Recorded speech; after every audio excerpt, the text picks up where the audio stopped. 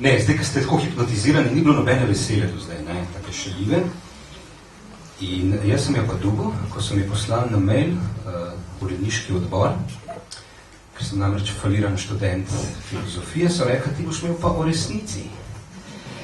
In po 7 letih neuspelega študija, po nešteto nočeh, ne, ko so recimo sosedi v bloku veselo pil, žurali, nabijali zelo čudno muziko, tako da se vse tresali, ali pa recimo soseda, ki je starejša, že veselo seksala s svojim tedanjim partnerem Jožetom, v kuhinji zraven moje delovne sobe, in ker je podjetje, ki je gradilo te bloke, bilo zelo user-friendly, zato ker v socializmu se nismo smeli preveč utujevati, ne.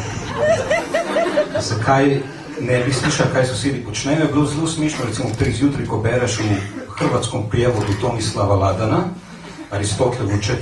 knjigu, ne vem, recimo metafizike, ne štikaš nič,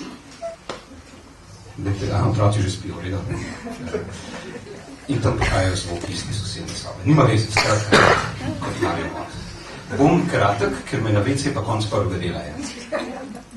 Skratka, ima kdo kakšen dober predlog, kaj bi lahko bila to resnica?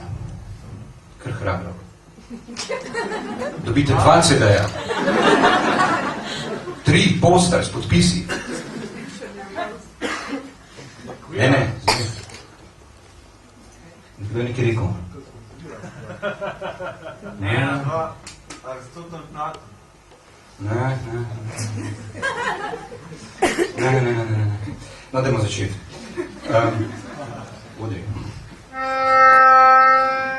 Skratka, nekoč je živel mož, ki je imel vse. Ženo, lepo hišo, veliko otrok in najboljšo obrt v vasi. Ampak ker je bil idealist, zanesenjak, sanjač, zgubi dan, tako da v bistvu ni bilo jasno, zakaj imel najboljši biznis v mestu. Ampak je angleška pravljica, it makes sense. Je rekel, da bo odšel iskat resnico. In je žena rekla, lepo idi, še prej pa hišo prepiši name. Tako praktični so ženske. No in skratka, ko je prepisal hišo in so otroci cmeravi ga pospremili po prašni vaški poti, je odšel v beli svet iskat resnico. Hodil dneve, tedne, vse je preiskal. Šel je v gore, v doline, v temačne gozdove. Hodil je po lepih cvetočih poljanah, iskal, a nič. Nekega dne pride do votline, kjer uzre starko zgubano z enim samim zobom in mastnimi lasmi.